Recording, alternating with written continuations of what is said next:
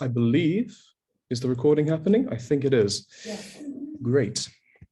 Well, thank you very much, everyone, for taking the time to listen to my talk this afternoon. Just to make sure the slides are working, they are. It's, of course, a pleasure to be back in Oslo, this time for the final phase of my PhD, to share my thoughts that have emerged out of the past 3 or 4 years of research. Now, this presentation is going to examine the wider sociolinguistic topics that contextualize my studies of language activism in Norway, Catalonia, and Scotland. And in principle, this presentation is the foundation of what will be the extended abstract of the PhD, the Kapon, as you might call it here in the Scandinavian universities. So the title of today's talk basically can be poetically translated as "Because a language activist could be many a person," and it comes from an interview in 2019 that I had with an employee of Norsk Målag, which is the main Nynorsk organization here in Norway. And the quote actually reflects the general direction I'm going with my research. Now, in order to get there, I'm going to briefly explain the structure of my talk. I'm not going to launch myself straight into the studies, but I want to kind of explain where this project came from, why sociolinguists should be interested in language activism as a topic of concern, and the sort of research journey that I've taken since 2018. So, overview, changes made, sociolinguistic history and theory, discussion of the orientations towards language activism, a little presentation on the 3 studies that I've done, a discussion, and some reflections. Okay. So this is a doctoral project. It's a linguistic ethnography of Western European language activisms. There are 3 in total. It's funded by the Carnegie Trust for the University of Scotland. I have 3 years of paid funding. The original working title was Language Leagues, Platforms and Societies, and I used my MSc by Research dissertation on Norwegian Nynorsk and Norsk Målag as my ethnographic grounded theory, and I use my Catalan and Scots cases as what we might call extended cases. So the Nynorsk is going to be a lot more encompassing than the other 2, but I have taken time in all 3. And this was kind of the original major research question. To what extent can a macro sociolinguistic framework to research language activism be developed based on a comparative analysis of language activism in Catalonia, Norway, and Scotland? And so there were things I was going to do. I was going to identify commonalities between the 3, look at main actors, and ask questions like, who are these people? How do organizations that operate in these places, how do they operate? And how does the context also intertwine with much of what's happening? And also, how is it portrayed in media and public discourse? But as we all know, something happened in March 2020. So all my ethnographic research was cut short in 2020. And basically, this is where I got to. I had 3 interviews in Catalonia with 1 week of observations with an organization called Plataforma per la Llengua Catalana and a smaller group called Non Canvies la Llengua. And that was early 2020. I had 6 interviews done in Norway with 1 week of additional field work, in addition to my MSc by Research with Norsk Målag and Norsk Måling, and 3 interviews in Scotland, and there wasn't as much field work done. So I kind of moved on now to more of a content and discourse analysis and a bit of autoethnography because I'm a little bit involved in Scots language activism back home. So the solution to work around this is that it's an article-based thesis. The 3 studies are standalone in their own way, and there's a theoretical analysis that I'm bringing in more to the fore here. So it's I basically developed something that was originally a broader ethnography to something that's more now of a meta-sociolinguistic discussion. Why have I done this? Well, the project was there to basically framework language activism. How can we develop it? Because such thing is quite a big thing to do, and a doctoral thesis is an opportune way to do it. But truth be told, the individual case studies raised further questions that I had. I ended up getting more confused than I did when I started. Alternative actors within these case studies were identified, mainly within the Catalan and Scots cases. And the more I read, the more I started to get really invested in what we might call the meta-pragmatic turn in sociolinguistic fieldwork and an interest in the idea of linguistic agency. So I've kind of developed now towards this idea, which is that language activism is not so much something that you can build a framework around, rather it's a linguistic idea. It's, and I'll explain what I mean by that later on, and we can critique both its definition and its application in sociolinguistic research, because I think there has to be a discussion to be had, and I'm going to, hopefully in this talk, go on to that. So let's start here. The study of language in society is incredibly broad, and I'm afraid to say a little cliquey at times, if not a little tribal. We've had people dealing with language at the level of the sentence, the lexeme, the morpheme, and the phoneme, and a lot of contemporary variationist study in particular is also paired with developing theories of language change. Now, the traditional dichotomy has been to take into consideration how language changes both to internal factors following a language's typology and structural tendencies, and external factors through social and political developments. Nevertheless, the study of external factors traditionally has been a little behind. However, the distinction between what is external and what is internal is really not clear-cut at all. Language change is undoubtedly complex, and we could argue that instead of talking about a binary between a language's typology and the agency of its users, we accept that whilst language does change, language users are instrumental in that process and effects of change. Now, in principle, languages don't exist. Okay, I don't know whether that's a shocking thing to say. Languages don't exist. Language users exist. And this is my starting point when examining language activism. These are users of language with a particular role. In other words, I'll borrow a couple of quotes from Higgy 2012. Speakers are the agents of change. It goes without saying that speakers change language and that the term language is an abstraction over the collective behavior of a speech community. The actuation, propagation, and conclusion of change is determined by social factors, but the linguistic course of change is connected with structural properties and developmental preferences. Now, as users of language, we also self-regulate. We have ideas about what is taboo and what is not. Language use is fundamentally culturally regimented behavior. In early language planning and policy work, external influences on language change have been frequently boiled down to the work of, for example, politicians or quote-unquote language planners. The policymakers, with other social actors sometimes sidelined. When concerned with language activists, at times they've kind of been seen as external to mainstream political processes or as pressure groups. And in one of Bernard Spolsky's studies, he just refers to them as external actors without going into any much kind of detail. And unfortunately, you know, it's also reflected in sociolinguistics' traditional treatment of agency in language change. Quoting Milroy here, it has been assumed that languages change within themselves as part of their nature as languages. The external agency of speaker listeners and the influence of society in language change are tended to be seen as secondary and sometimes not as relevant at all. Nevertheless, many in the room will know, a lot of contemporary perspectives are now focused on ideas such as linguistic enregistrement, and consequently more and more linguists are focused on the social meaningfulness and use of language and performativity, where language use and discourses about language continually reinforce trends in language change and variation.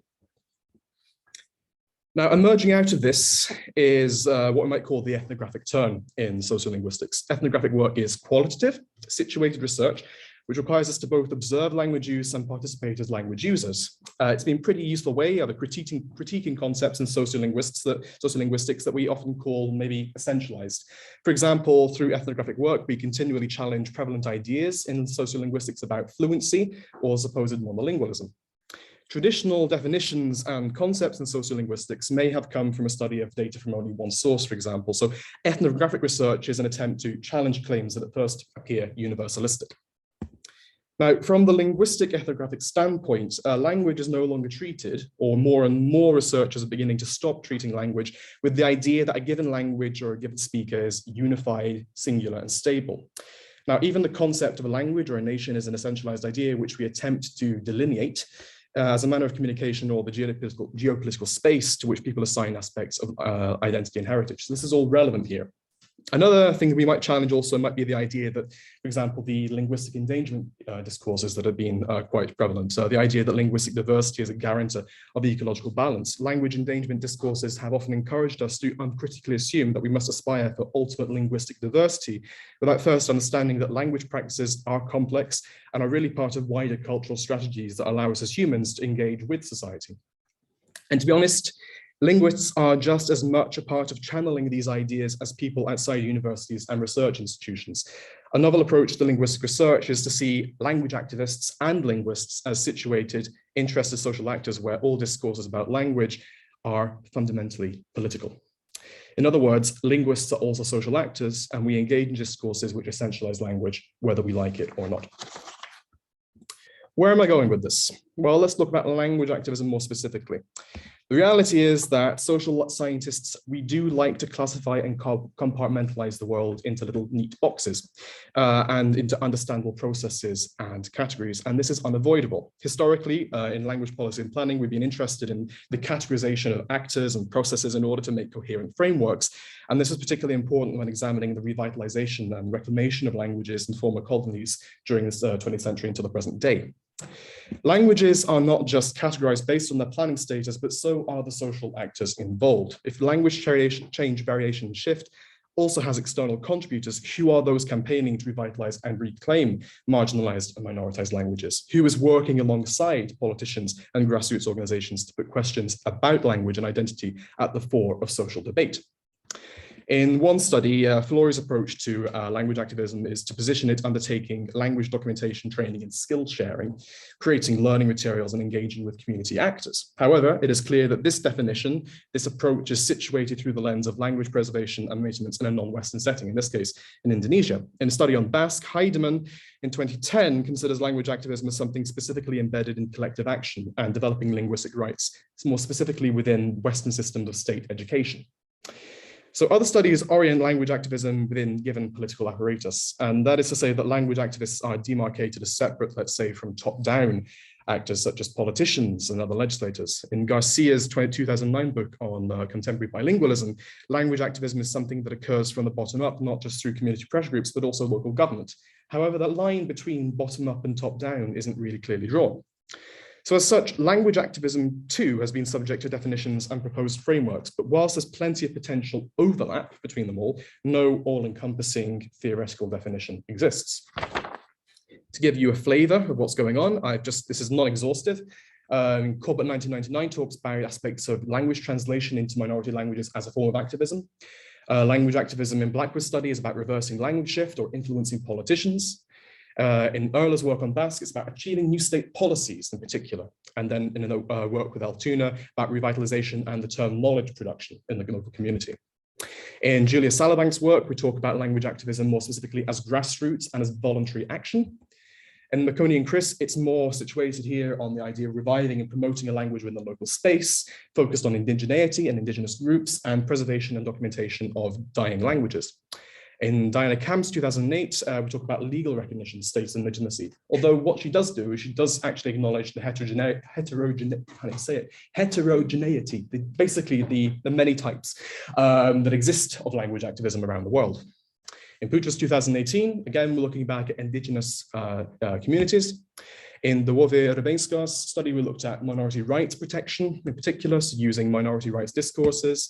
Avenari talking about marginalized communities, subordinating communities, and Burridge and Stebbins talk about language maintenance and reclamation. Now, all of these have common themes, but they all kind of take a different angle, a different kind of focal point within their own work.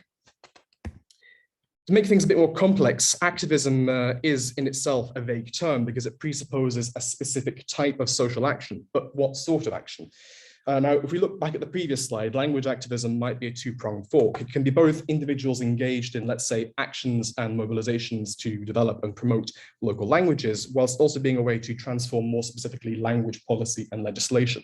So it could just be mobilizing people, but it could also be mobilizing state institutions.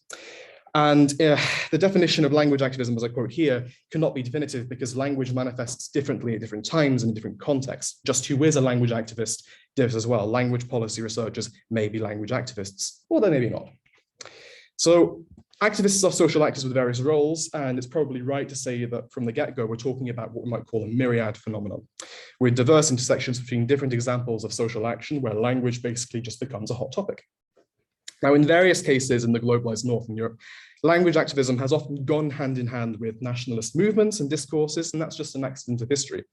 In a thesis on Breton activism, for example, discourses of nationalism have complemented the promotion of Breton in the public space within the context of a centralized French state, and it's quite difficult to look at Breton activism in theoretical isolation due to the weight of the Breton language's symbolism and the cultural capital that engagement in discourse of Breton national sentiment brings. And in the case of Kurdish as well, language activism for the Kurdish language has a distinct relationship with institutional Kurdish politics within the boundaries of Turkey or Syria. Language activism is seen as part of a broader social practice in this dissertation here. Now, one shouldn't assume that language activism is a component of issues specific to language or the institution of language policy. That a language holds this symbolism is an important thing to underline. Languages are used not only as a way in which we communicate, but are also cultural tools and are manipulated both structurally and ideologically to acquire and achieve different things. So there's something particular about how language activism here corresponds with broader social discourses and countercultural initiatives. It is not one defined as one specific activity or one specific group or even an intentional act. our gaze is made to also examine the random individual, the language user, who, whether it is their aim or not, necessarily makes and takes on social roles with their language use, embedded in a range of competing ideological behaviors. In other words, linguist or not, none of us are exempt. We all are part of the reification of language ideology. So how do I look at this myself? I will explain what these things are. The approach I've taken in my research is one centered on language activism as a metadiscourse. That is, how do social actors talk about language? What behavior do they engage in? And how does that reflect ideological continuity or rupture? This style of work is also termed as metapragmatics, which is to say that we look at language practices within their own meaning-making context and how they interact with language ideologies. This term might confuse some who are used to the formalist semantics pragmatics nexus. In this case, from a linguistic anthropological perspective, we're looking at not just how utterances, but broader linguistic behavior are mediated beyond the study of grammar, venturing into the world of social action. That's quoting Durante. Now, metalanguage might be more aptly described in relation to discourses of endangerment. We make observations about the socio-political status quo and make remarks about language or use language in a way that perpetuates a particular ideology. This might range from the more militant activism of demanding legislative protections and guarantees for a language variety to telling your kid not to put a preposition at the end of the sentence. Alternatively, this might be considered as performative policing, and this performance is transmitted through various forms of metalanguage and connected cultural activities. From this perspective, is language activism in any sense of the world really about language itself, or more about capitalizing on an extant and already existing discourse where language is used as a vehicle due to its cultural capital? Now, to give you some examples before I dive into my case studies, a great deal of my MSc by research work looked at events hosted by Nynorsk, the young people's Nynorsk organization. And my attention was often drawn not just to their explicit statements in media and their legal campaigns, but also their social events. I often found myself writing about them knitting, singing folk tunes, sometimes even drinking a specific type of fizzy drink in Norway called Moselle. And that became meaningful metapragmatically in certain contexts. There's a metapragmatic inference in all of these activities and our continuity of a certain type of ideological orientation about Nynorsk identity and culture. And it probably won't surprise you that I often feel like there's an overwhelming imposter syndrome within me, because while some of my Edinburgh colleagues study deep syntactic structure or do heavy statistical analysis, a lot of my work involves me going on a little trip to Norway to observe some young people drinking coffee, holding a raffle in the evening and playing board games. Somehow this is linguistics. Anyway, let's look at what I've done. So I studied Catalan and Norwegian in my first year of undergraduate studies, and I carried on with Catalan since because of my engagement in both European and Scottish political activism. So I've maintained my Catalan since then. And so the study that I have currently out is one that looks at a group called Non Canvis la Llengua, and it's basically regarding the phenomenon of what I might call unidirectional Catalan to Castilian code switching, this idea that you would use Castilian with an unfamiliar interlocutor because you do not assume, for example, that they speak Catalan, and that might be based on physical attributes or based on aspects of in-group identity. And what I've basically documented in this paper is the concept of non-native language activism, this idea that you have people who do not have Catalan as a first language who are competing for an ideology of speakership and participative identity and Catalanism, if you want to call it that. They basically try to ascribe to themselves that this is part of them. So that's the paper there. Now, the interesting thing from this is that you have this idea that, in contrast to much of the studies done before, where Catalan activism and Catalan identity is often situated in this idea of an in-group identity, you have these non-natives engaging in an ideological narrative about normalizing Catalan and making it a language of what they call social cohesion. And this sort of soapbox seems to also operate independently of the other organizations that operate within Catalonia and the Catalan-speaking countries. And so the interesting thing from my point of view is they're using social media and what we might call a wider Catalanist rhetoric that allows the activists to engage and spark wider social debate. This goes beyond the kind of prototype that we've had in Catalan language activism studies, where things are often focused on the autochthonous Catalan, the native-born Catalan. In the case of Nynorsk, yeah, it's a mix of old and new data. The study is currently under peer review in the Journal of Linguistic Anthropology, and the paper basically looks at, more specifically, how the word more is used to mean språk, and these words have kind of different rhetorical distinctions between the two. So what exactly is more in contemporary Nynorsk language activism? And this is the idea that contemporary Nynorsk activists today might use the word more, not just to describe the Norwegian language and its dialects, but also the languages of Norway in their entirety. And some of their work today seems to be solidarity campaigns, let's say, with Sami and Kven, which are the two of the indigenous languages of Norway. And so Nynorsk and dialect movement has actually been implicated in wider socio-political campaigning historically. For example, there was a lot of Nynorsk organizations campaigning against the European Union and European Community back in the 1980s and 1990s. And so the study that I've done tries to underline that the activism is not basically just about Nynorsk and just about the Norwegian language. A lot of their rhetoric and their language activism, language activist discourses can extend to, for example, Sami and Kven naming decisions. And this kind of embraces a reorientation towards what is meant by more. Is it about just Norwegian dialects or all language varieties of Norway? And in the case of Scots, this is something I'm still writing. I don't speak Scots, but because it's mutually intelligible with English, this sentence in my form of English is away from abstract haverings about syntax and orthography. And it talks more specifically in Scotland about the role of the linguist within language activist discourse. And this might be what we call academics as accidental activists, because through academia and through the university and through academic research, the ideology of the Scots language or Scots language ideologies are institutionally legitimized. If you say that you are studying Scots language, that your research concerns these areas, by definition, you are engaging in an ideology which says that the language exists. So this you might consider this, for example, as any form of Scots language research being a form of Scots language activism by definition. So this is a talk that I gave to the University of Warsaw last year to kind of explain. I'm an ordinary member of this organization called Wergelands, which operates to bring forward a Scots language bill in the Scottish Parliament. So I'm sort of doing this from an auto-ethnographic standpoint, because I was also involved in hosting a symposium on the Scots language. And so Scots language activism does lack, in comparison to Nynorsk and Nynorsk and Catalan, there isn't a single body that exists in Scotland for the Scots language. And the status of Scots is constantly disputed, and instead is what we might call discursively constructed. Who's involved in the construction of this ideology? Well, academics who engage with Scots language ideology necessarily construct language ideology by engaging in Scots language research. That's my argument. And there's also a clear historical association between academia and Scots language advocacy going pretty much back to the early 20th century.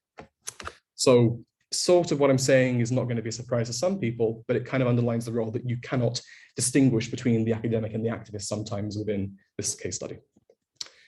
So where does this lead me to? Well, obviously my studies of language activism are done through my own specific gaze, and I've analyzed 3 case studies without directly targeting an analysis, let's say, of legislation, educational policy, or exhaustively surveying every inch of every single actor within Catalonia, Norway, and Scotland. Now that's ultimately a limitation, but it's also a benefit, as it's given me more time to consider the theoretical implications of my original research question. Specifically, as part of my attempt to critically engage with various studies that examined language activism in the past, I've been able to reorient my assessment of language activism by embedding it within wider language use, where our behavior carries various ideological positions, whether or not this is considered by the language user as an active or explicit strategy.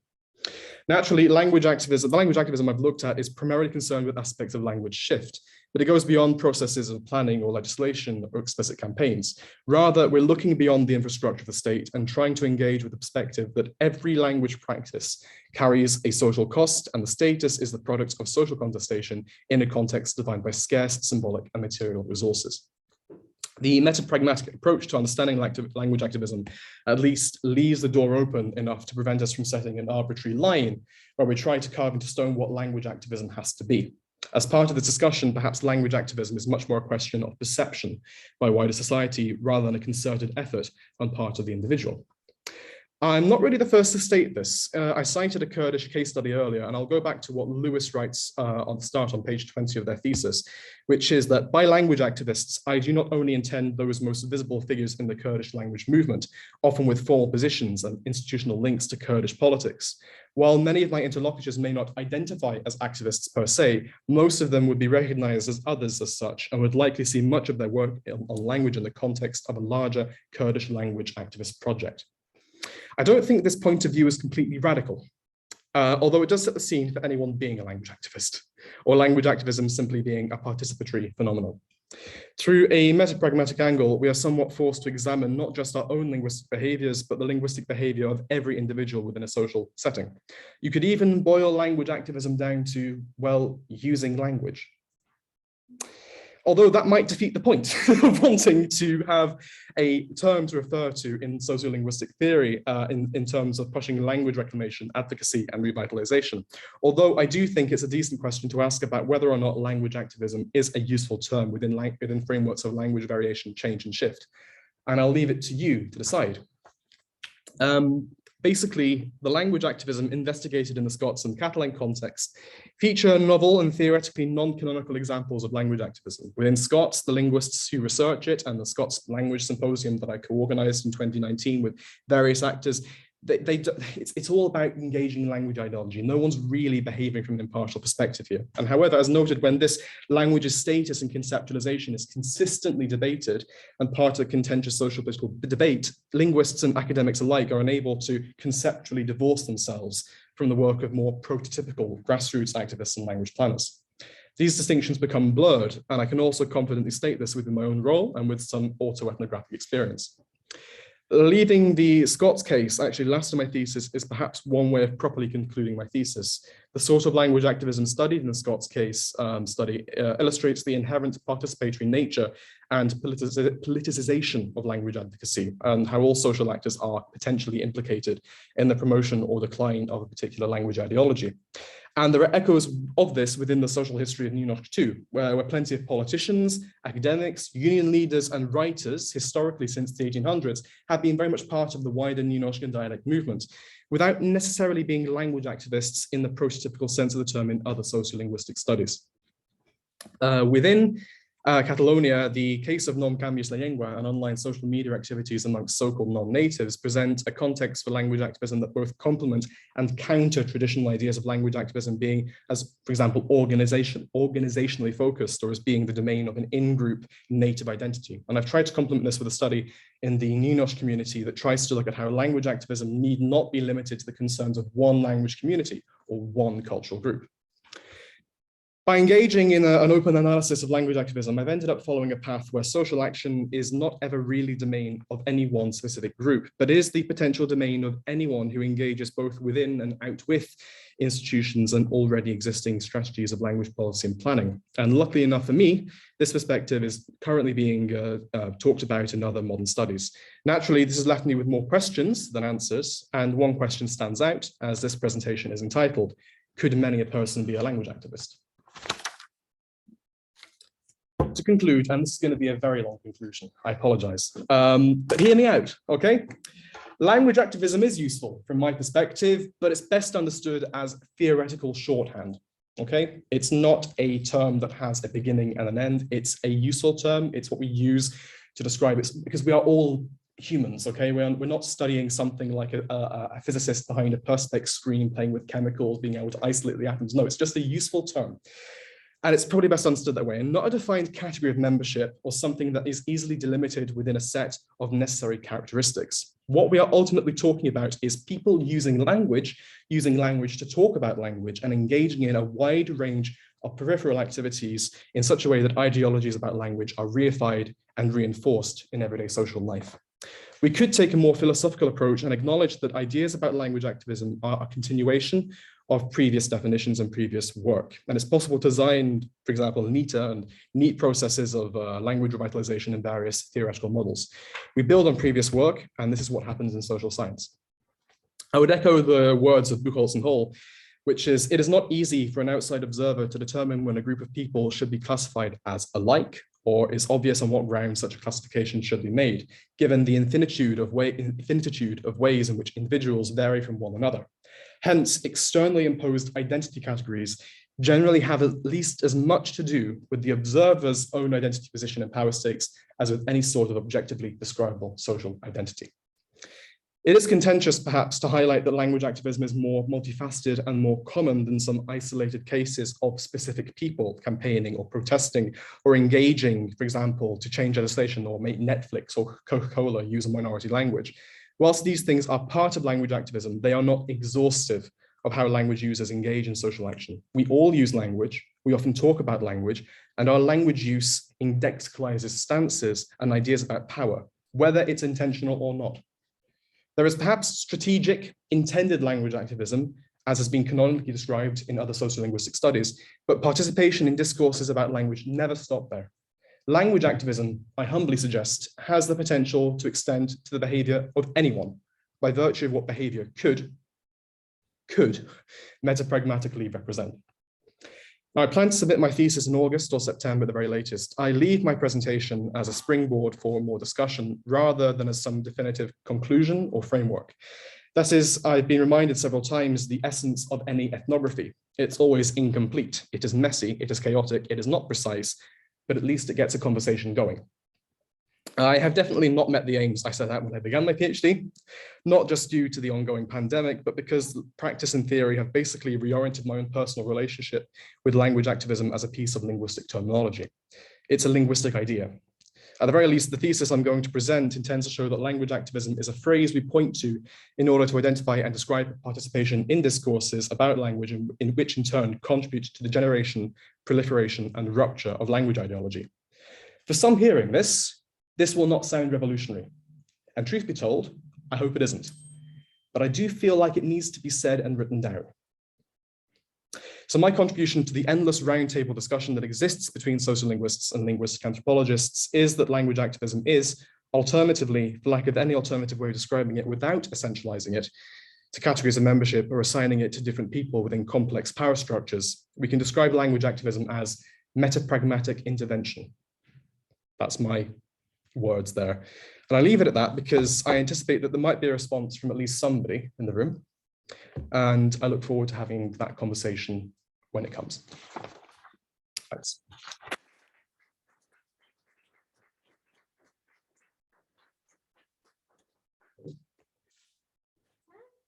Muchas gracias. Thanks. Did you want to stop, or have you already stopped the recording? Yes, I'll stop the recording. Yeah. I'm going to